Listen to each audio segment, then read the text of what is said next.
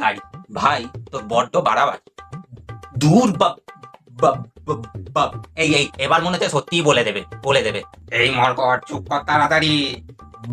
বাবা আমি খেলবো না। ক্যাসেট আটকে যাচ্ছে খালি খালি।